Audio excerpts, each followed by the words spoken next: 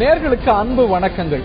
தேர்தல்கள்ல வெற்றி தோல்வி பல்வேறு காரணிகளால் பல்வேறு பிரச்சனைகளால் நிர்ணயிக்கப்படுகிறது என்றாலும் கூட தேர்தல் வரலாறுகளை கூர்ந்து கவனிக்கும் பொழுது விலைவாசி உயர்வு அப்படிங்கிறது பல தேர்தல்கள்ல வெற்றி தோல்விகளை நிர்ணயிக்கக்கூடிய காரணியா பெரும் பிரச்சனையா இருந்து வந்திருக்கிறது என்பது புரிகிறது. பெரிய தாக்கத்தை ஏற்படுத்தியதை விலைவாசி உயர்வு பிரச்சனை பல தேர்தல்கள்ல பெரிய தாக்கத்தை ஏற்படுத்தியதை பார்க்க முடிகிறது. தமிழ்நாட்டை பொறுத்த வரைக்கும் கடந்த தேர்தலில் இந்த ஒரு விலைவாசி உயர்வு பெருமளவுக்கு எதிர்க்கட்சிகளால் மேடைக்கு மேடை பேசப்பட்டது. இந்த முறையும் கூட பல எதிர்க்கட்சிகள் தேர்தல் களத்தில் விலைவாசி உயர்வை ஒரு பெரும் பிரச்சனையாக காட்டுகிறார்கள். தஞ்சாவூர்ல நடைபெற்ற கூட்டத்தில் திமுக தலைவர் பருப்பு, சர்க்கரை உள்ளிட்ட பண்டங்கள் முந்தைய ஆட்சி காலத்துடைய நிறைவு தருணங்கள்ல இருந்த விலைக்கும் இன்னைக்கு உயர்ந்திருக்கக்கூடிய ஒரு சூழ்நிலையும் சுட்டிக்காட்டி எந்த அளவுக்கு உயர்ந்திருக்கிறது பாரி விலைவாசி உயர்வு, இதை கட்டுப்படுத்த அதிமுக அரசு தவறிவிட்டது என்று குற்றம் சாட்டி இருக்கிறார். விலைவாசி உயர்வு தேர்தல் களத்தை அப்படியே மாற்றி அமைத்த தருணங்கள் உண்டு. தேசிய அளவுல எல்லாம் பார்க்கும்பொழுது டெல்லியில 1998 அரசை கவிழ்ப்பதற்கு ஒரே பெரும் காரணியா விலைவாசி இருந்திருக்கிறது. விலைவாசி இந்த தேர்தலை பொறுத்த வரைக்கும் ஒரு முக்கியத்துவம் வாய்ந்த பிரச்சனையாக உயர்ந்திருக்கிறதா, ஒரு உருவெடுத்திருக்கிறதா? விலைவாசி உயர்வை கட்டுப்படுத்த போதிய நடவடிக்கைகளை அதிமுக அரசு எடுத்ததா அல்ல அரசு தவறிவிட்டதா?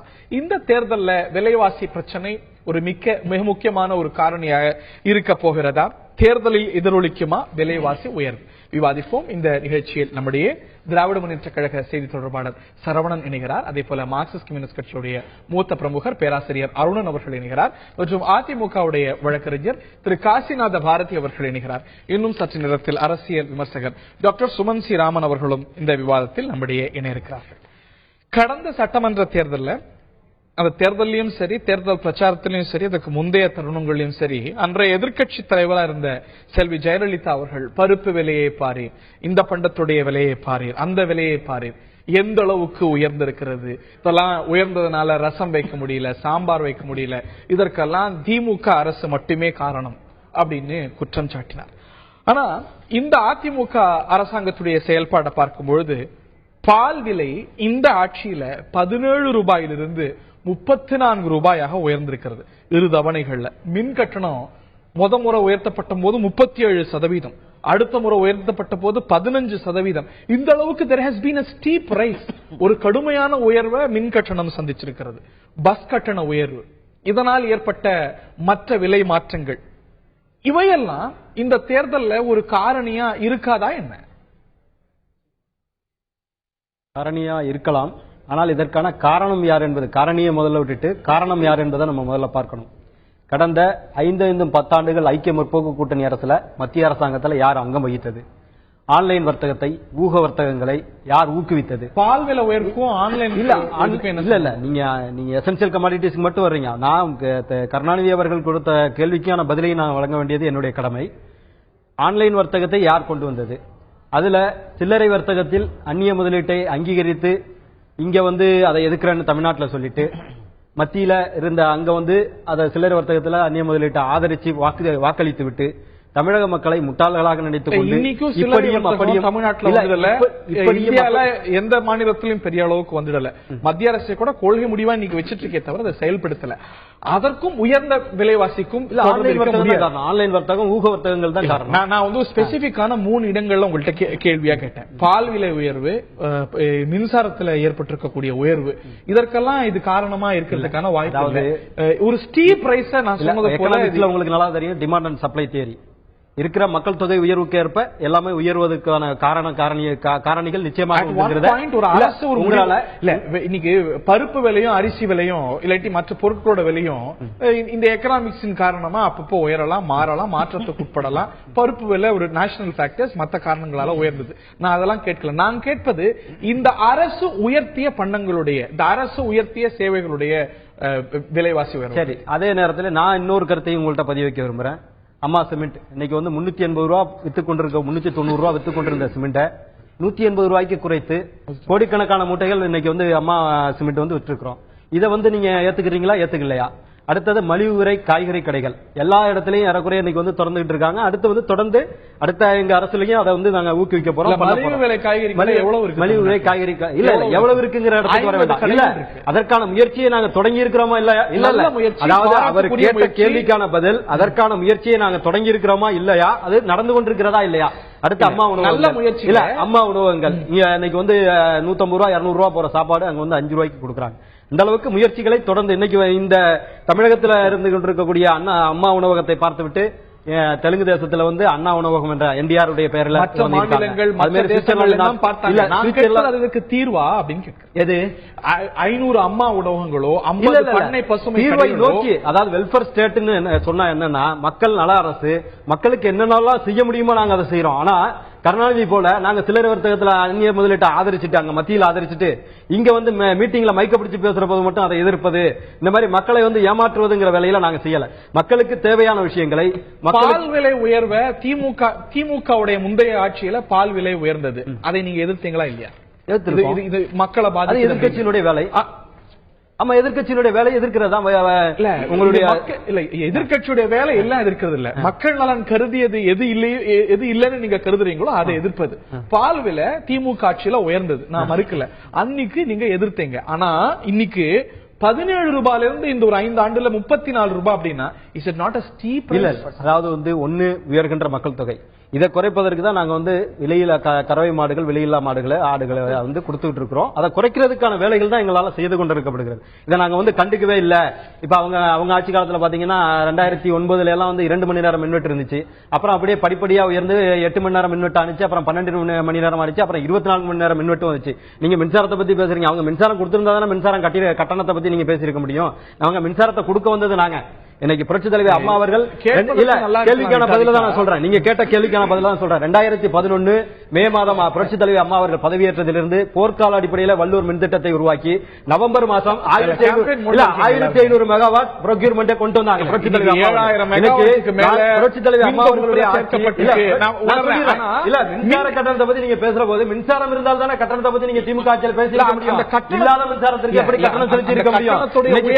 இன்னைக்கு மின்சாரத்தை நாங்கள் கொடுத்ததுனால மின்சார கட்டணத்தை பத்தி நீங்க பேசுறீங்க, அங்க மின்சாரம் இல்லாதவங்க எப்படி பேசியிருக்க முடியும்? மின்வெட்டு 14 மணி நேரம் 18 மணி நேரம் இருந்த போது தமிழகத்துல தொழில்துறை எந்த அளவுக்கு பாதிக்கப்பட்டிருக்கும் நீங்க தெரிஞ்சுக்கிடுங்க. இதையெல்லாம் மாற்றி கேள்வி அது அல்ல, ஏறக்குறைய 5 மின்சாரம் உற்பத்தியா இருக்குங்கிறது அல்ல, அன்னைக்கும் மின்சாரம் இருந்து மின்சார கட்டணத்தை பத்தி பேச முடியுங்கிறத மின்சாரம் இல்ல நாங்க இல்ல என்ன காரணத்தை சொல்ல வரேன்னா, இப்ப மே மாசம் பதவியேற்றதிலிருந்து நவம்பர் மாசத்திற்குள்ளார 1500 மெகாவாட் வல்லூர் மின் திட்டத்தில் கொண்டு வந்தாங்கன்னா இதை நாங்க யார்கிட்ட இருந்து எடுக்க முடியும்? மின்சாரத்தை உபயோகிப்பவர்கள் தான் எடுக்க முடியும், நாங்க வேற துறையிலிருந்து எடுத்து இங்க பண்ண முடியாது. அப்படிதான் பண்ணி ஆகணும். மின்சாரத்தை கொடுக்காதவங்க மின் கட்டணத்தை பத்தி கவலைப்பட வேண்டியது. ஆனா நாங்க தமிழகத்து மக்களுக்கு மின்சாரத்தை கொடுக்க வேண்டும் என்று நினைக்கின்ற போது இதை பண்ணிதான் ஆகணும். ஒண்ணு மின்சாரம் வரலன்னா இல்ல மின்சாரம் வரலன்னு குற்றச்சாட்டு சொல்லுவீங்க. மின்சாரம் வந்து அதுக்கான வேலையை நாங்க செஞ்சு அதுல இன்வெஸ்ட்மெண்ட் பண்ணிருக்கோம், அதை எடுத்தாதான் அந்த டிபார்ட்மெண்ட் வந்து நாங்க திறம்பட செயல்படுத்த முடியும். இன்னைக்கு தந்தி தொலைக்காட்சி இருக்குன்னா இந்த இதுல இருந்து எடுத்து தான் இதுல பண்ண முடியும். வேற துறையில இருந்து எடுத்து தந்தி தொலைக்காட்சி நீங்க ஓட்டுவீங்களா? பண்ண முடியாது. அதனால வந்து அந்த துறையில இருந்ததுனாலதான் மின் கட்டணத்தை உயர்த்தினாதான் எங்களால செயல்பட முடியும். 18 மணி நேரம் இருந்த மின் திட்டத்தை இன்றைக்கு மிக மின் மாநிலமாக மாற்றி காட்டி இருக்கிறோம் என்று சொன்னால் அது மின்துறை அமைச்சர் அவர்களும் எடுத்த நடவடிக்கையின் காரணமாக மின்சாரத்துறையினுடைய நடவடிக்கையின் காரணமாக தான். இதை யாராலும் மறுக்க முடியாது. மின்சார நிலைமை சீரடைஞ்சிருக்கு, மின்சார தொகுப்புல கூடுதல் மின்சாரம் ஏறி இருக்குங்கிறத நான் மறுக்கல. அதே போல இந்த ஒரு மின்சார கட்டண உயர்வு, பால் கட்டண உயர்வு, பால் விலை உயர்வு இதெல்லாம் தாக்கத்தை ஏற்படுத்துமா? அதற்கான காரணங்கள் இருக்கலாம். ஒவ்வொரு அரசுக்கும் இந்த ஒரு விலையை உயர்த்தும் பொழுது காரணங்கள் இருக்கும். அதை வந்து மக்களுக்கு ஏற்புடையதா அப்படிங்கிறது மக்கள் தான் தீர்மானிக்கணும். நான் திரு சரவணன் அவர்கள்ட்ட கேட்க விரும்புறேன். அதிமுக அரசை குற்றம் சாட்டுகிறார் திமுகவுடைய தலைவர். பாருங்க, திமுக ஆட்சியில பருப்பு, அரிசி, பருப்பு, சக்கரை, பாமாயில் இதெல்லாம் இந்த விலையில வித்துது, இன்னைக்கு பாருங்க என்ன விலையில விக்குது அப்படின்னு. பூகம்பமோ வறட்சியோ ஏற்பட்டா எப்படி ஒரு அரச இதற்கான காரணம் அப்படின்னு சொல்ல முடியாதோ அதே போலதானே, அந்த லாஜிக்ல தானே இன்னைக்கு வந்து விலைவாசி உயரும் பொழுது அரசு குற்றம் சாட்ட முடியாது. இந்த லாஜிக் சரிதானே? இல்ல, இது வந்து ஒரு சரியான லாஜிக்னு நம்ம வந்து இது சொல்ல முடியாது. அதாவது வந்து இப்போ இது என்னுடைய லாஜிக் இல்ல, திமுக சொன்ன லாஜிக் இல்ல. விலைவாசி உயருதே அப்படின்னு சட்டமன்றத்துல கேட்கும் பொழுது ஜனவரி 13, 2011 பேராசிரியர் அன்பழகன், திமுகவுடைய நிதி அமைச்சர், தமிழ்நாட்டுடைய நிதி அமைச்சர், எப்படி பூகம்பமோ வறட்சியோ ஏற்பட்டா அரசு குற்றம் சாட்ட முடியாதோ அதே போல விலைவாசி உயர்வுக்கு அரசு குற்றம் சாட்ட முடியாதுன்னு சொன்னாங்க. இல்ல, அதாவது இப்ப வந்து நாம் வந்து இந்த 5 வருட காலத்தில் வந்து என்ன நடந்தது, இந்த அரசு என்ன செய்தது அப்படின்றத வந்து ரொம்ப முக்கியமா வந்து நம்ம பார்க்கணும். நண்பர் காசிநாத பாரதி சொன்னது போல வந்து அந்த ஒரு பிரைஸை டிட்டர்மைன் பண்றது வந்து டிமாண்ட் அண்ட் சப்ளை அப்படின்னு சொல்லுவோம். ஸோ டிமாண்ட் அண்ட் சப்ளை அப்படின்னு சொல்லும்போது இப்போ வந்து பாப்புலேஷன் வந்து ஒரு பக்கத்துல வந்து இன்க்ரீஸ் ஆயிட்டே போகுது. இன்க்ரீஸ் ஆகும் பொழுது இந்த அரசாங்கத்தின் கடமை என்னவென்றால் அந்த இன்க்ரீஸ் ஆகக்கூடிய பாப்புலேஷனுக்கு ஏற்றவாறு அந்த வளர்ச்சி இருக்கிறதா, அக்ரிகல்ச்சரல் ப்ரொடியூஸ் இருக்கா, நம்மளால வந்து பால் உற்பத்தியை பெருக்க முடிகிறதா, மின்சார உற்பத்தியை பெருக்க முடிகிறதா என்பதை பார்ப்போம். அந்த இடத்தில் தான் அதிமுக அரசு வந்து சுணக்கமாக இருந்துவிட்டு கோட்டை விட்டுவிட்டு இந்த பால் விலைகளையும் மின்சார விலை உற்பத்தி பெருகி இருக்கிறது. 2011 இன்னைக்கு எடுத்து பாத்தீங்கன்னா அரசு புள்ளி விவரங்கள் பால் உற்பத்தி பெருகி இருப்பது தான் காட்டுது. ஒரு பக்கம் பால் உற்பத்தியாளர்கள் எங்களுக்கான விலை பத்தல அப்படிங்கிறாங்க. இன்னைக்கு விலை உயர்த்திய பிறகும் அவங்களுக்கான டிமாண்ட்ஸ் இன்னும் இருக்கவே செய்யுது. அந்த கட்டாயத்துக்கு அரசு தள்ளப்படுது இல்லையா? தள்ளப்பட்டது. இதுல வந்து அதாவது வந்து பொருளாதார நிபுணர்கள் வந்து என்ன சொல்றாங்க அப்படின்னா, முக்கியமாக வந்து இந்த பிரைஸ் ரைஸ் அக்ரிகல்ச்சரல் ப்ரொடியூஸ், அதாவது இந்த இன்ஃபிளேஷன் சொல்லக்கூடாது, இந்த பிரைஸ் ரைஸ் வந்து பல்வேறு விஷயங்கள்ல இருக்கு. அக்ரிகல்ச்சரல் ப்ரொடியூசர்ஸ்ல இருக்கு, மில்க்ல இருக்கு, பஸ் கட்டணங்கள்ல இருக்கு, மின்சார கட்டணங்கள்ல இருக்கு. நம்ம ஃபர்ஸ்ட் இப்ப இந்த அக்ரிகல்ச்சரல் ப்ராடக்ட்ஸ் எடுத்துக்கிட்டோம் அப்படின்னு சொல்லி பார்த்தோம் அப்படின்னா, ஏன் இந்த விலை உயருது அப்படின்னா, விவசாயிகள் வந்து ஸ்ட்ரெயிட்டா போய் அவங்களால அந்த அவங்களுடைய ப்ராடக்ட்ஸை வந்து கொண்டு போய் நுகர்வோரிடம் வந்து ஸ்ட்ரெயிட்டா சேர்க்க முடியல. அதற்காக கொண்டு வரப்பட்டதுதான் இந்த உழவர் சந்தை. இந்த உழவர் சந்தையை முடக்கியது வந்து அதிமுக அரசு. உழவர்கள் வந்து அவர்களுடைய கொண்டு போய் நாங்க ஸ்ட்ரெயிட்டா சந்தையில விற்கும் பொழுது அந்த மிடில் மேன் இருக்க மாட்டாங்க, ட்ரேடர்ஸ் இருக்க மாட்டாங்க. ட்ரேடர்ஸ் இல்லாத பொழுது அந்த விலை வந்து கண்டிப்பாக கட்டுப்பாட்டில் இருக்கும். இது வந்து ஒரு விஷயம். இல்ல தேசிய சராசரியை விட பிரைஸ் ரைஸ் இன்ஃபிளேஷன் இது ஒரு விஷயம். அடுத்த விஷயம் வந்து என்ன அப்படின்னு சொல்லி பார்த்தோம் அப்படின்னா, விவசாயிகளோட முக்கியமான பிரச்சனை, இன்னொரு பிரச்சனை என்ன அப்படின்னு சொன்னா, அவர்கள் வந்து சேமிப்பதற்கு வந்து எந்த விதமான தானிய கிடங்குகள் இல்லை. தானிய கிடங்குகள் இல்லாதனால இந்த கெட்டு போகக்கூடிய பொருட்கள் வந்து சீக்கிரமா கெட்டு போறதுனால வந்து இந்த பிரைஸ் ரைஸ் இருக்கு. விவசாயிகளுக்கு வந்து அந்தந்த இடங்கள்ல வந்து இந்த தானிய கிடங்குகள் இருந்துச்சு அப்படின்னு சொன்னா கண்டிப்பாக வந்து அவர்கள் சேமித்து மக்களுக்கு தேவைப்படும் போது கொடுக்கலாம். எங்களுடைய இந்த 2016 திமுகவின் மேனிபெஸ்டோல முக்கியமா என்ன சொல்லுங்க, தானிய கிடங்குகள் 9-10 இதெல்லாம் வந்து அதிகமா இன்ஃபிளேஷன் விலைவாசி உயரும் ஏறி நாம வந்து இப்பொழுது வந்து இந்த நாம் வந்து இந்த விவாதத்தை வந்து எதுல செஞ்சுட்டு இருக்கோம் அப்படின்னா, 2011 2016 அதிமுக ஆட்சி ஒப்பிட்டு பார்க்கணும்னா நாங்கள் சரியாக செய்யவில்லை. விலை உயர்ந்தது என்றுதானே மக்கள் எங்களை வந்து ஓட்டு போடாமல் அதிமுகவுக்கு ஓட்டு போட்டிருக்காங்க. அப்ப நீங்க அதிமுக தானே கேள்வி கேட்கணும். திருப்பி திமுக அதுதான் கேட்டுக்கொண்டிருக்கிறேன். மக்களிடம் கேட்கிறேன், அவரிடம் கேட்டு என்ன போகுது, மக்களிடம் சொல்கிறேன், மக்கள் அதற்கு தீர்வு சொல்வார்கள். அதாவது வந்து பதில் சொல்லட்டும். அதாவது வந்து இது வந்து ஒரு முக்கியமான விஷயம். இதை விட முக்கியமான விஷயம் வந்து என்ன இருக்கு அப்படின்னா வந்து குடிநீர். அதாவது வந்து இப்ப பாத்தீங்க அப்படின்னா குடிநீர் வந்து ஒரு நடுத்தர தரட்டு மக்கள், மேல்தட்டு கொஞ்சம் அப்பர் மிடில் கிளாஸ் அப்படின்னு சொல்லக்கூடிய அவங்க வீட்டுல வந்து இது வந்து ஒரு மிகப்பெரிய பிரச்சனையாக இருக்கிறது. குடிநீர் வந்து சரியான குடிநீர் வந்து கிடைக்கவில்லை அவர்களுக்கு. எல்லாருமே வந்து ஒரு அந்த பாட்டில்டு வாட்டர் வாங்குறாங்க, இல்ல அந்த பபிள் டாப் எந்த வருஷத்துல இருந்து பபிள் டாப் வாங்கிட்டு இருக்காங்க. இல்ல இப்ப நம்ம 2000 திருப்பி சொல்றேன், 2011 இருந்து 2011 வரை தண்ணீரை பாட்டிலில் அடைத்து விற்கும் அவல நிலை தமிழகத்தை அரசாங்கம் தானே விற்குது. இப்போ அரசாங்கம் 2011 அரசாங்கம் தானே விற்குது. திமுக அரசு விற்கலையே தண்ணிய 10 ரூபாய்க்கு திமுக அரசு வித்ததா? ரயில்வேஸ் அதுக்கு எனக்கு தெரிஞ்சு இல்ல, எனக்கு தெரிஞ்சு நாங்க தண்ணி குடிக்கும் போது நான் பள்ளிக்கூட நாட்களில் தண்ணி குடிக்கும் போது கார்பரேஷன் வாட்டரை சுட வச்சுதான் குடிப்போம். இப்பொழுது கார்பரேஷன் வாட்டர் எங்கேயுமே கிடைக்கல. அப்படிப்பட்ட ஒரு மோசமான சூழ்நிலையில் ஒவ்வொரு வீட்டிலும் 2000 ரூபாயிலிருந்து 3000 ரூபாய் வரை எக்ஸஸாக செலவாகுது. அதிமுக அரசு தான் இதற்கு காரணம். அதைவிட முக்கியமாக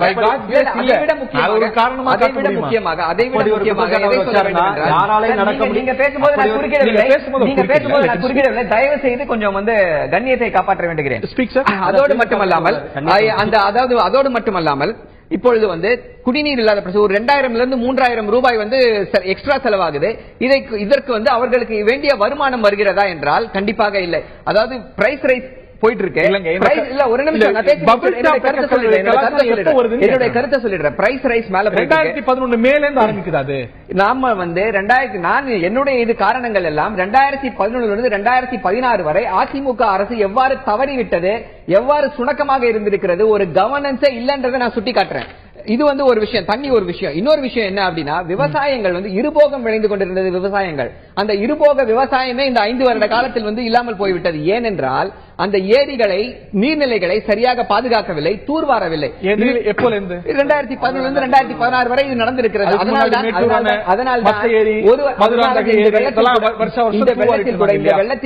இந்த வெள்ளத்தில் கூட ஒரு வருடத்திற்கு இருக்கக்கூடிய அந்த உபரி தண்ணீரை கடலிலே கலந்திருக்கிறது. வீராணம் ஏரி வந்து அங்க பொட்டலாக இருக்கிறது. இவ்வளவு கடல்ல தண்ணீர் கலப்பது அப்படிங்கிறது தமிழ்நாட்டில் தொடர்ந்து நடந்து வரக்கூடிய அவலம். அதுதான் சொல்றேன். அதுக்கு எந்த விதமான திட்டத்தையும் இந்த 5 வருடத்தில் இந்த அதிமுக அரசு செய்யவில்லை அப்படின்னு சொல்றேன். இந்த பிரைஸ் ரைஸுக்கு வந்து முக்கியமான காரணம் செயல்படாத அதிமுக அரசு. நான் திரு டாக்டர் சுமன் ஸ்ரீராமன் அவர்கள் இந்த விவாதத்தில் இணைகிறார். அவரை நிகழ்ச்சிக்கு வரவேற்கின்றேன். கட்டுப்பாட்டில் இருக்கக்கூடிய விலைவாசி அப்படிங்கிறது ஒரு ஃபீல் குட் ஃபேக்டர் சம்பந்தப்பட்டது. ஒரு வாக்காளர் ஒவ்வொருவரையும் தொடக்கூடிய ஒரு விஷயம் ஒரு விலைவாசி உயர்வு அப்படிங்கிற இந்த அம்சம். இந்த தேர்தலில் இது ஒரு பெரும் காரணியாக இருக்கிறதுன்னு கருதுறீங்களா? ஒரு பெரும் பிரச்சனையா, ஒரு போல் இஷ்யூஸ்ல எந்த இடம் பிடிக்கிறது இந்த விலைவாசி உயர்வு பிரச்சனை? as we all know, இது வந்து ஒரு முக்கியமான ஒரு போல் இஷ்யூவா பல தேர்தல்கள் இருந்திருக்கு. அதே போல இந்த தேர்தலையும் இருக்கிறதா in your view, doctor Suman Sriram? ஆமா, இல்ல இன்ஃபேக்ட் ஹரி, நம்ம தொடர்ந்து இந்த தேர்தல்ல வர்ற கருத்து கணிப்புகள் பார்த்தோம்னா மக்களுக்கு மிக முக்கியமான பிரச்சனைகள் என்ன அப்படிங்கறதுல வழக்கமா ஒரு டாப் 3 இஷ்யூஸ்ல விலைவாசி உயர்வு நிச்சயமா இருக்கும். ஆனால் இந்த வாட்டி பார்த்தோம் வித்தியாசமா ஒரு 2 கருத்து கணிப்புகளை பார்க்கும்போது டாப் 5 இஷ்யூஸ்ல கூட விலைவாசி இல்லை. அப்படின்னா விலைவாசி வந்து மக்களை பாதிக்கல, உயர்வு மக்களை பாதிக்கலன்னு அர்த்தம் இல்ல. ஆனால் அதற்கு அவர்கள் மக்கள் வந்து ஓரளவுக்கு புரிந்து கொண்டிருக்கிறார்கள். விலைவாசி உயர்வு ஓரளவுக்கு இது வந்து ஒரு அவாய்ட் பண்ண முடியாத ஒரு விஷயம் அப்படிங்கறத மக்கள் உணர்ந்துட்டு இருக்காங்க அப்படிங்கறத நம்ம சொல்லணும். இப்போ மிக முக்கியமா நம்ம பார்க்க வேண்டிய விஷயம், விலைவாசி உயர்வு முழுமையாக மாநில அரசின் கட்டுப்பாட்டில் இல்லை. அது திமுக ஆட்சியாக இருந்தாலும் சரி, அண்ணா திமுக ஆட்சியாக இருந்தாலும் சரி. இன்னைக்கு அரசியல் ரீதியாக அதை வேணா பேசிக்கலாம். ஆனால் முழுமையாக அது மாநில அரசின் கட்டுப்பாட்டில் இல்லாத ஒரு விஷயம். மத்திய அரசினுடைய கட்டுப்பாட்டில் பெரும் அளவிலே இருக்கிற ஒரு விஷயம். சிம்பிள் எக்ஸாம்பிள், ஒரு பொருள், ஒரு பருப்பினுடைய விலை உயருது, ஏற்றுமதியை குறைக்கிறோம். ஏற்றுமதி யாரு குறைக்க முடியும்? மாநில அரசால குறைக்க முடியாது. ஏற்றுமதி தடை கொண்டு வரலாம் மத்திய அரசு, விலையை கட்டுப்பாட்டுக்குள் கொண்டு வரலாம். மாநில அரசு என்ன செய்யலாம்னா, விலை ஏறும் போது மானியத்தை அரசு வந்து மானியம் கொடுத்து அந்த விலையை அதிக அளவில் ஏறாமல் பார்த்துக் கொள்ள முடியுமே தவிர, அதற்கு மேல் மாநில அரசுக்கு விலைவாசி கட்டுப்பாடு முழுமையாக கொண்டு வருவதற்கான வழிமுறையே இல்லை. இரண்டாவது விஷயம், இந்த பர்டிகுலர் தேர்தலை பொறுத்த வரைக்கும் மக்கள் என்ன புரிஞ்சிட்டு இருக்காங்க அப்படின்னாக்க, ஒரு மிக முக்கியமா பால் எடுத்துக்கங்களேன். சிம்பிளா பால் வந்து கொள்முதல் விலை அதிகரிக்கப்பட்டிருக்கிறது. அந்த டெய்ரி ஃபார்மர்ஸுக்கு, விவசாயிகளுக்கு, அந்த கால்நடை பராமரிப்பில் இருக்கிற அந்த மக்களுக்கு கொள்முதல் விலை அதிகரிக்கப்பட்டிருக்கிறது. அந்த கொள்முதல் விலை அதிகரிக்கப்படும் பொழுது விலை ஏறாமல் என்ன பண்ண முடியும்? ரோட் டிரான்ஸ்போர்ட்ல உங்களுக்கு அரசு ஊழியர்கள் அவங்களுக்கு பால் விலை அப்படிங்கிறது ஒவ்வொரு சாமானிய குடும்பத்திலும் ஒரு பாயிண்ட் முடிச்சிடக்கூடிய ஒரு விஷயம். அதாவது மிக முக்கியமாக அரசு நிறுவனங்கள் இன்எஃபிஷியன்டா ரன் பண்றாங்கிறது நம்ம ஏற்றுக்கொள்ள வேண்டிய ஒரு கருத்து. அது சரியான ஒரு திறமையான நிர்வாகம் இல்லாத காரணத்தினால் நஷ்டம் அதிகமாகுது. இல்லைன்னா இந்த விலைவாசி ஏற்றத்தை குறைந்த அளவு ஏற்றமாக ஆக்க முடியும். ஆனால் நம்ம 1980 90 கொடுத்த சம்பளம் இப்ப கொடுக்கறது இல்ல. அதனால விலைவாசி ஏற்றம்ங்கிறது ஓரளவுக்கு எந்த ஒரு ஆட்சி இருந்தாலும் தொடர்ந்து நடந்து கொண்டு இருக்கக்கூடிய ஒரு விஷயம். ஆனால் அரசு நிறுவனங்களை திறமையாக நடத்தினால் இதனுடைய தாக்கத்தை குறைக்க முடியும் தவிர, முழுமையாக இது விலைவாசியை இப்போ 10 ரூபாய் 7 ரூபாய் 8 ரூபாய் பால் விலையை குறைக்கிறதுங்கிறது ஒரு சாத்தியமான ஒரு விஷயம் அல்ல. என்ன பண்ண போறீங்க? அது சாத்தியம். திமுக ஆட்சிக்கு வந்தவுடன் நீங்கள் பார்த்தீர்கள், உங்கள் வீட்டிலே இருக்கக்கூடிய பால் விலை 7 ரூபாய் குறைச்சு தான் நீங்க வாங்குவீங்க. அதை பாத்தீங்க, ஒரு மாசத்துல பாத்தீங்க.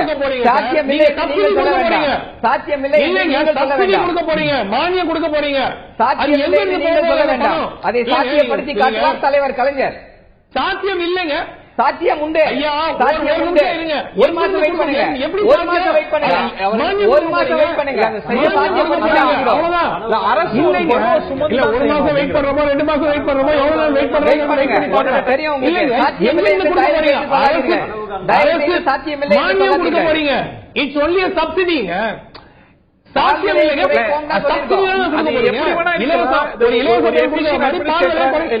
எந்த மாநிலத்திலும் கர்நாடகாவிலோ ஆந்திராவிலோ எந்த மாநிலத்தில் இதை விட கொள்முதல் இதை விட பால் விலை கம்மியா இருக்குன்னு சொல்லுங்க. எந்த மாநிலத்தில்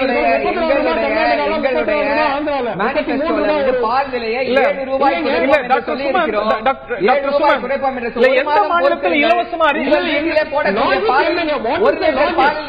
குறைக்கப்படும். அப்புறமா நம்ம இந்த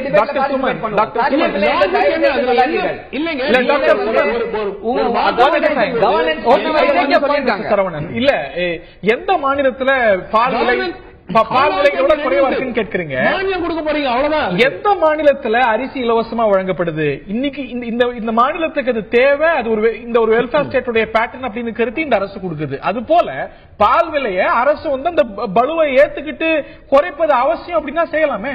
அது எஃபிஷியன்ட் அட்மினிஸ்ட்ரேஷன்ல வரலாம், இல்ல அரசு ஒரு பலுவை சுமந்துகிட்டு செய்யலாம். என் ரிசல்ட் பாதிக்கப்படக்கூடாது சாமானியன். அதுதானே?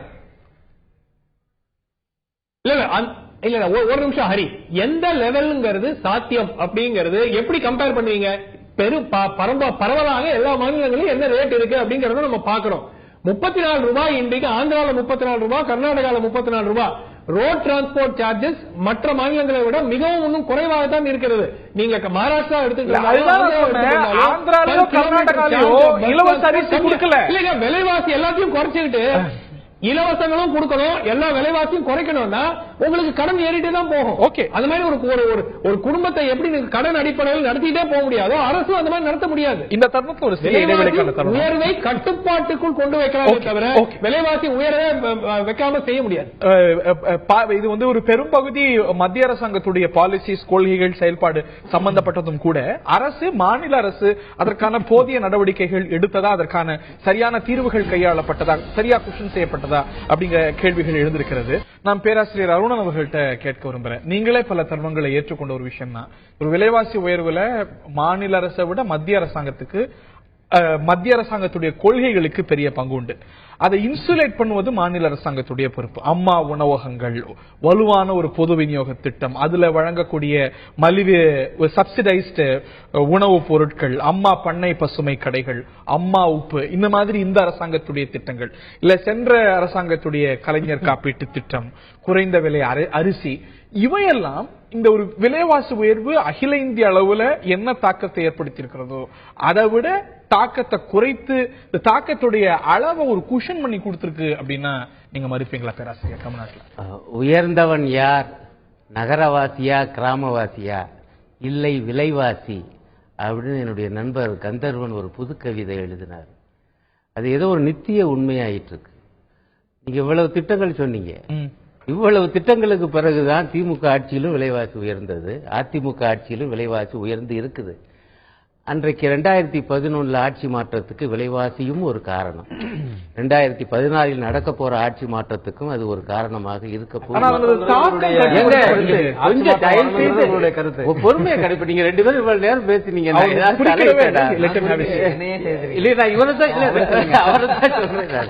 அது நம்ம கொஞ்சம் பொறுமை வேணும். உங்களுக்கு வாய்ப்பு நல்லா பேசட்டும். இப்ப பாருங்க, இப்ப நீங்க அதான் கேட்டீங்க, திமுக ஆட்சியில விலை உயர்ந்த பொழுது அதிமுக எதிர்த்து போராடிச்சேன்னு கேட்டீங்க. அதுக்கு நண்பர் என்ன பதில் சொன்னாங்க? அப்ப நாங்க எதிர்கட்சியா இருந்தோம், ஆகவே எதிர்த்தோம். எதிர்கட்சியா இருந்தால் விலைவாசி உயர்ந்த எதிர்ப்பாங்க, ஆளுங்கட்சியான இவங்களே விலைவாசியை உயர்த்துவாங்க. அப்படித்தான் திமுகவும் அதிமுக ஆகிப்போச்சு என்பதை நான் பதிவு செய்யறேன். என்ன செய்ய நீங்க அடுத்து பதில் சொல்லுங்க. யதார்த்தத்தை சொல்றேன். விலைவாசி உயர்ந்திருக்கு, உயராம இருந்தது இல்ல, இன்ஃபிளேஷன் பெருகிருக்கு. ஆனா அது கட்டுப்படுத்த அரசாங்கம் எடுத்திருக்கக்கூடிய நடவடிக்கை அப்படிங்கிறது சேர்த்தே பார்க்க வேண்டிய விஷயம். சொல்ல வரேன் நான் ஒரே வாக்கியம் அதான் சொன்னேன். இந்த நடவடிக்கைகளையும் தாண்டி அதையும் மீறி விலைவாசி உயர்ந்திருக்கிறது என்பது யதார்த்தம். கட்டுப்படுத்ததான் முடியுமே தவிர தவிர்க்க முடியாது. இதுதான் யதார்த்தமான உண்மை. திமுக அரசோ அதிமுக அரசோ நாளைக்கு மக்கள் நல கூட்டணி அரசு அமைந்தாலும் கூட அதுதான் யதார்த்தம். கட்டுப்படுத்த முடியுமே தவிர விலைவாசி உயர்வை இங்க தாக்காம எப்படி வச்சுக்க முடியும் ஒரு மாநில அரசு? என்னுடைய குற்றச்சாட்டு கட்டுப்படுத்துகிற வாய்ப்பை இவர்கள் சரியாக பயன்படுத்தவில்லை. நான் அதுக்கான உதாரணம் சொல்றேன், தயவுசெய்து கொஞ்சம் பொறுமையா கேளுங்க.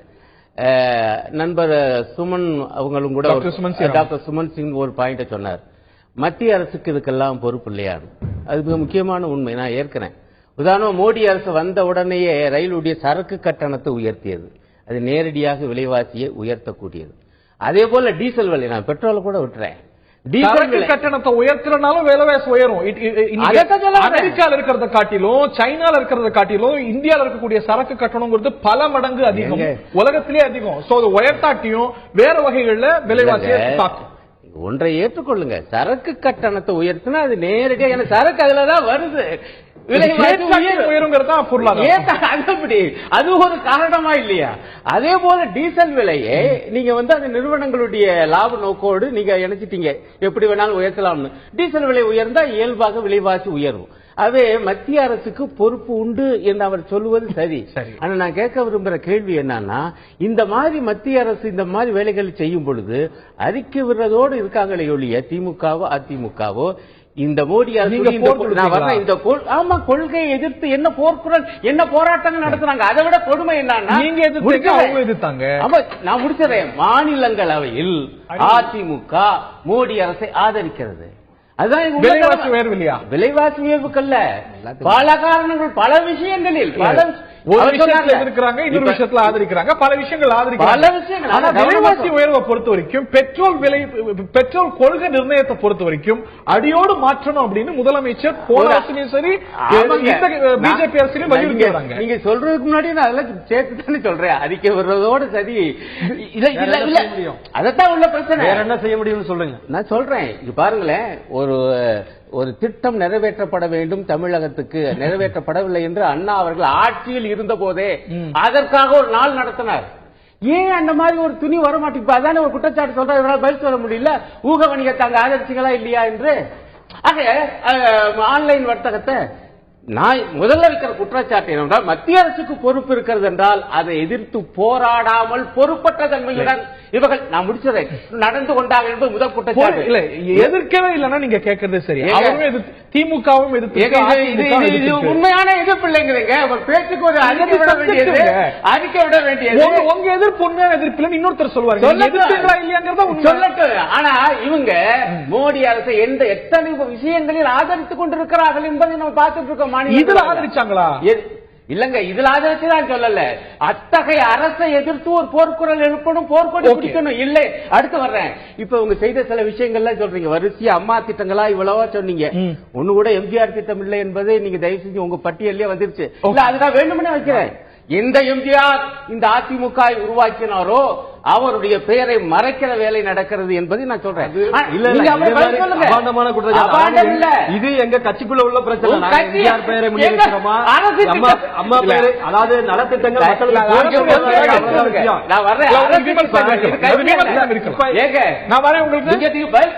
அரசு திட்டங்கள் இருக்கலாங்க. அதுலயும் ஒன்று இருக்கிற. அடுத்து வர்றேன். அடுத்து நீங்க பாருங்க, மின்சாரத்தை பத்தி அவர் சொல்றாரு. எப்படிங்க?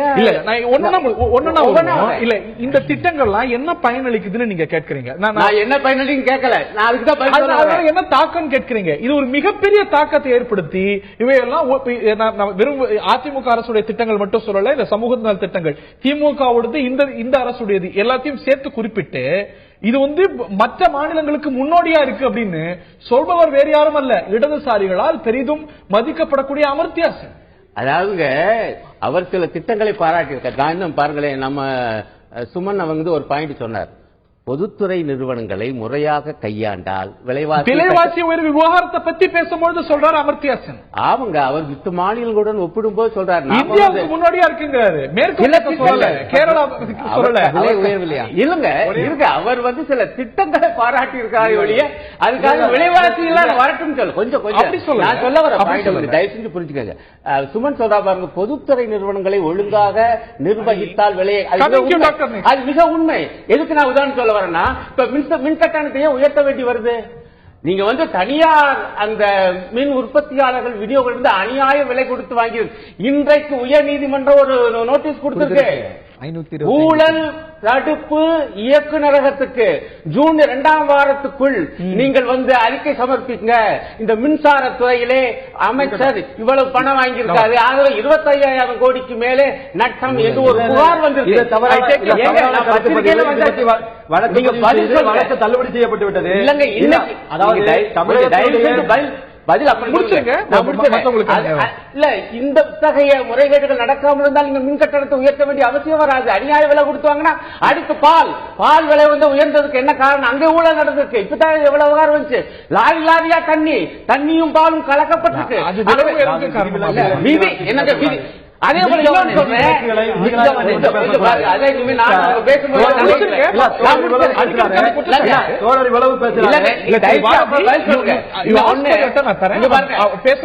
நியாய விலை கடைகளை பத்தி பேசுறாங்க. இன்னைக்கு பருப்பு விலை உயர்வுக்கு மாநில அரசு மட்டும் பொறுப்பு என்ன சொல்ல மாட்டேன். இருங்க, ஆனால் நீங்க போய் நியாய விலை கடையில கேளுங்க, ஒழுங்காக பருப்பு கிடைப்பதில்லை. என்னைக்காவது ஒரு நாள் வருங்க, நானே போய் நியாய விலை கடைகளை பொறுத்த வரைக்கும் இருக்கிறதுலயே நாட்டிலேயே சிறந்த செயல்பாடா தமிழ்நாட்டுடைய அமர்த்தியாசன் சொல்றாங்க. உங்களால மதிக்கப்படக்கூடிய இந்த தமிழ்நாடு மாடலை பத்தி சொல்லுங்க. இருங்க, அவர் பொதுவா சொல்றாரு, உள்ளூர் கலைஞராக நமக்கு தான் தெரியும். நான் பதில் சொல்ல அவர் ஆய்வு செஞ்சு சொல்றேன். இல்ல, அவர் பொதுவா சொல்றாருங்க. ஆனால் மாசத்துல ஒரு நாள் 2 நாள் தாங்க பருப்பு போடப்படுது. இன்னைக்கு உளுந்தம் பருப்பு 180 ரூபாங்க கிலோ. இன்று காலை நம்ம விசாரிச்ச 180 ரூபாங்க. ஆனா உளுந்தம் பருப்பு போடப்படுவதே இல்லங்க. துவரம் பருப்பு என்னைக்காவது தாங்க போடுறாங்க. அப்ப பருப்பு விலை எப்படிங்க? சுமந்த் உங்கள்கிட்ட வர குற்றச்சாட்டு அதிமுக மேல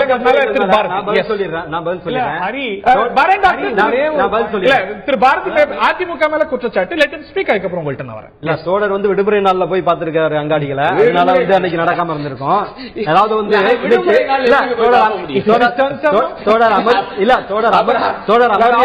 நோபல் பரிசு பெற்ற தோழர் அமர்தியா சென் அவர்கள் ஆசிய நாடுகளிலேயே தமிழகமும் கேரளமும் தனி நாடாக இருந்திருந்தால் அவங்க ஆசியாவிலே உலகத்தின் வல்லரசாக மாறி இருக்கணும் இவர்கள் ஆதரிக்கின்ற அமர்தியா சென் தான் கருத்து சொல்லியிருக்காங்க.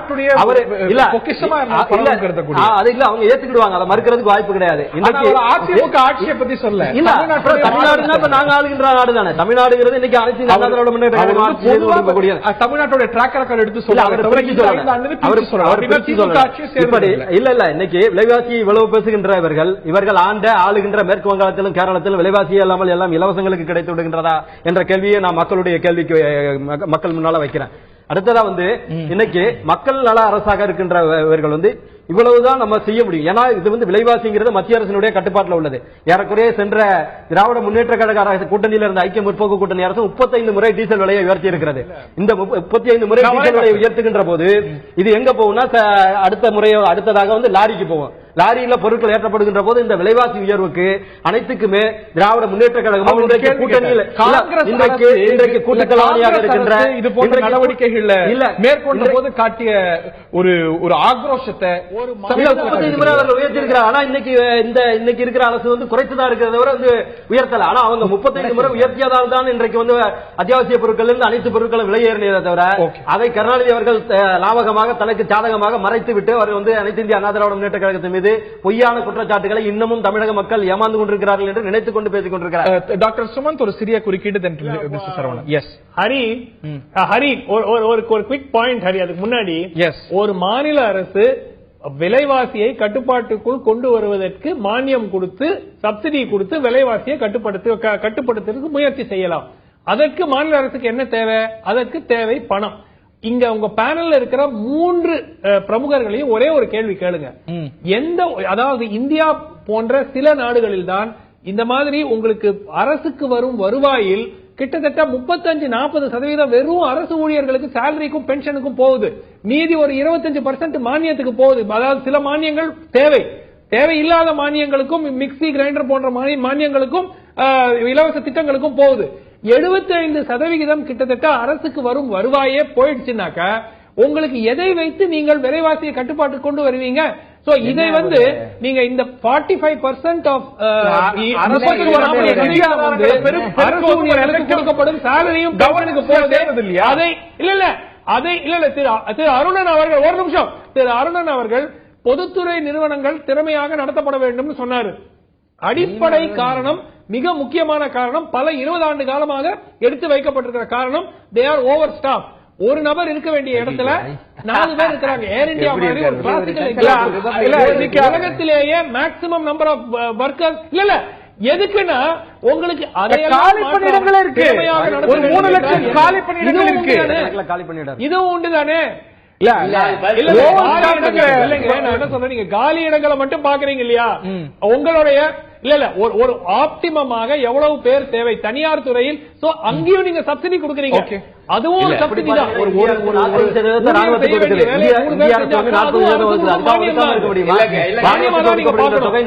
அரசு மாநில அரசு அதனாலதான் உங்களால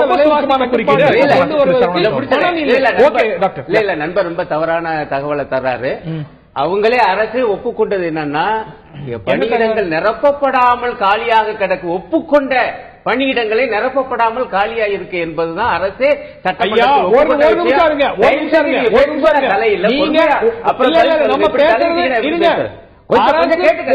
பொதுத்துறை நிறுவனங்கள்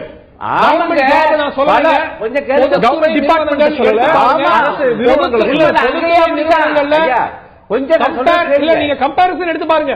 கம்பேரிசன் தனியார்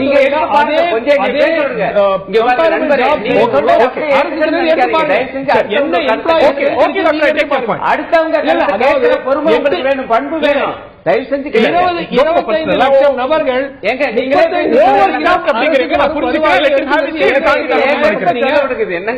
மக்களுக்கு இருக்கு. நியாயப்படுத்த முடியும் நீங்க?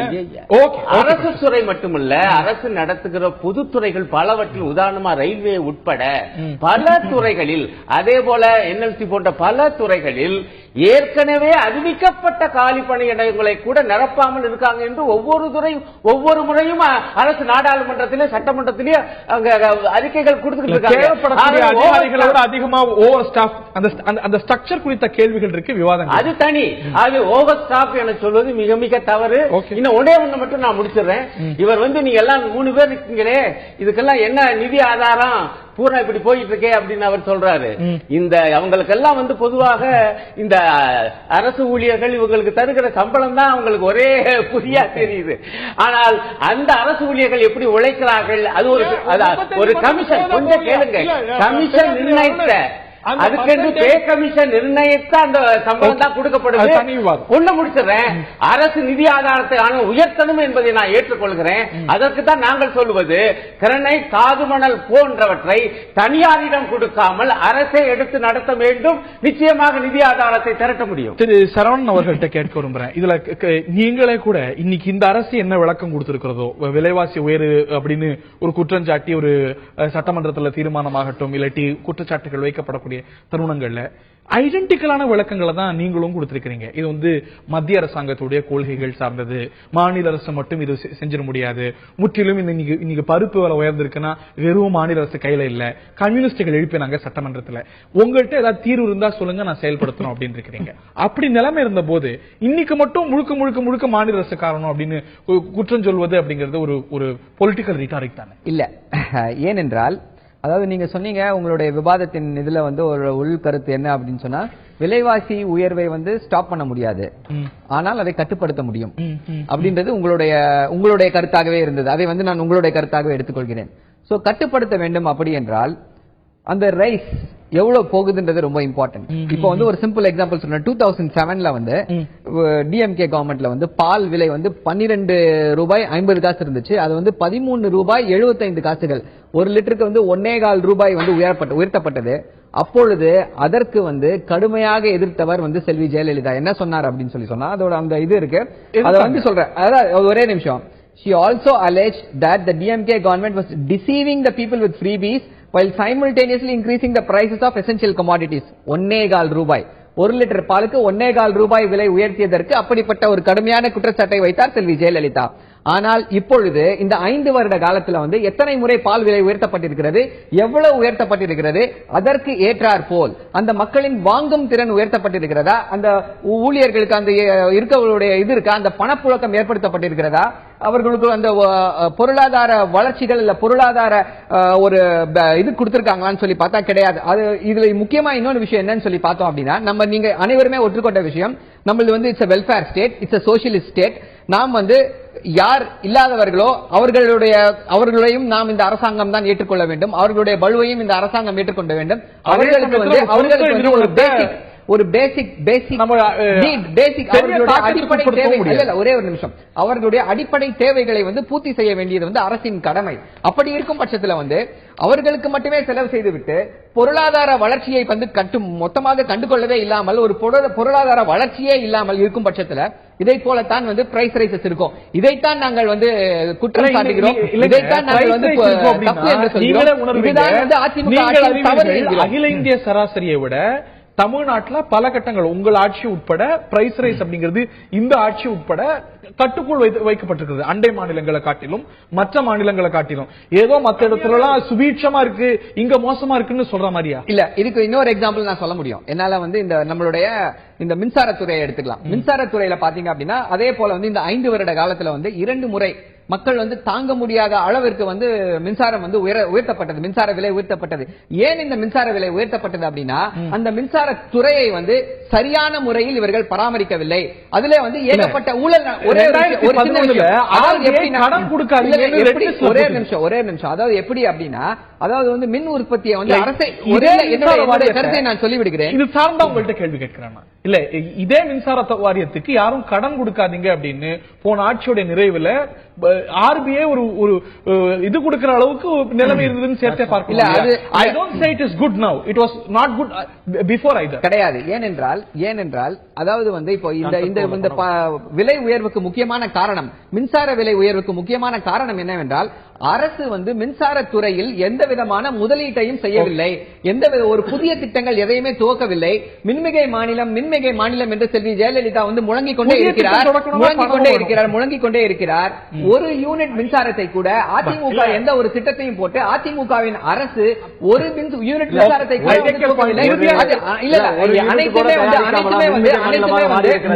மேஜிக்கா பண்றோம். ஒரு யூனிட் கூட தயாரிக்காமல இன்னைக்கு வந்து அதிக விலை கொடுத்து ஊழல் செய்து மின்சாரத்தை தனியாரிடமிருந்து பெற்றுக்கொள்கிறீர்கள். அதுதான் பிரச்சனை. சொன்னது வந்து ஆர்பிஐ வந்து காசுனே கொடுத்துச்சு. அதாவது டான்செட்கோல தமிழ்நாடு எலக்ட்ரிசிட்டி போர்டுடைய அந்த மின் துறைக்கு வந்து இன்வெஸ்ட்மெண்ட் யாரும் பண்ணாதீங்க. இன்னைக்கு டான்செட்கோட பொருளாதார நிலவரம் நிச்சயமா மின்மிகை மாநிலமாக மாற்றி காட்டியிருக்கிறோம் என்று சொன்னால் அடுத்த தோழர் அரங்கன் அவர்கள் சொல்லுங்க. தனியாரிடம் வாங்கப்படுகிறது இல்ல, தனியாரிடம் வாங்கப்படுகிறது ஒரு காரணம் சொன்னாங்க. 5% மொத்த தமிழகத்தினுடைய பயன்பாட்டில் 5% தான் தனியார்ட்ட வாங்கப்படுது.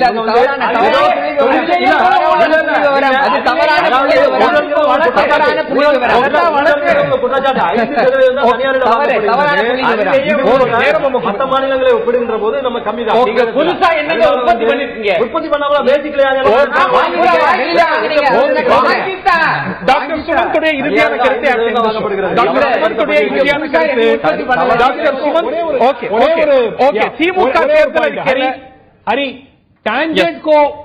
டான்ஜெட்கோ பொறுத்த வரைக்கும் திரு சரவணனுடைய கருத்தை ஏற்றுக்கொள்கிறேன்.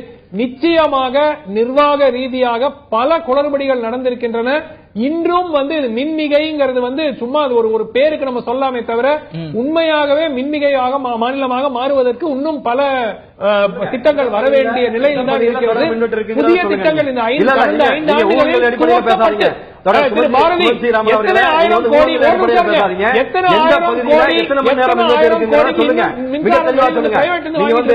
பால் டெலிகேஷன் சொல்லுங்க. 80,000 கோடி 2011 தொடங்கிய திட்டம் சொல்லுங்க. விவாதம் அது தொடர்ந்து எத்தனை ஆயிரம் கோடி இந்த மின்சாரத்தை நேரம் இல்ல நன்றி டாக்டர். நிச்சயமா நீங்க சொல்லக்கூடிய கேள்வி பலமுறை விவாதித்த கேள்வி, தொடர்ந்து எழக்கூடிய கேள்வி, இன்னொரு தருணத்தில் விவாதிக்கப்பட வேண்டிய ஒரு விஷயம். ஒரு விலைவாசி உயர்வு அப்படின்னு பார்க்கும்போது கணிசமா மாநில அரசுக்கு கட்டுப்படுத்தக்கூடிய பொறுப்பு எந்த அளவுக்கு இருக்கிறதோ அதை விட பல மடங்கு மத்திய அரசாங்கத்துடைய கொள்கை சார்ந்த ஒரு விஷயம். ஆனால் இந்த ஒரு விலைவாசி உயர்வை கட்டுப்படுத்த மாநில அரசாங்கம் போதிய நடவடிக்கைகள் எடுத்திருக்கிறதா, சரியா குஷன் செய்திருக்கிறதா என்பதுதான் கேள்வி. இந்த அரசாங்கத்துடைய விளக்கம் அம்மா உணவகம், அம்மா உப்பு, பண்ணை, பசுமை கடைகள் இவையெல்லாம் நாங்கள் கொண்டு வந்திருக்கிறோம், தாக்கம் கணிசமாக குறைக்கப்பட்டிருக்கு. சென்ற அரசும் அதற்கான விளக்கங்களை கொடுத்தது. அரிசி மலிவு விலைக்கு கொடுத்தோம், ஒரு வலுவான ஒரு பொது விநியோக திட்டத்தை வைத்திருந்தோம். கணிசமா இந்த ஒரு விலைவாசி உயர்வுடைய தாக்கம் சாமானியன தாக்காத அளவுக்கு நடவடிக்கை எடுக்கப்பட்டதுன்னு. இந்த தேர்தலில் இந்த ஒரு பிரச்சனை, ஒரு விலைவாசி உயர்வு பிரச்சனை எந்த அளவுக்கு ஒரு ஃபேக்டராக இருக்க போகிறது, ஒரு பாதிப்பை ஏற்படுத்த போகிறதா இவற்றை பொறுத்திருந்து பார்க்க வேண்டும். இந்த நிகழ்ச்சியில் பங்கு கொண்ட விருந்தினர்கள் அனைவருக்கும், பார்த்த நேயர்களுக்கும் நன்றி. இன்னொரு நிகழ்ச்சியில் சந்திப்போம் நேயர்களே. வணக்கம்.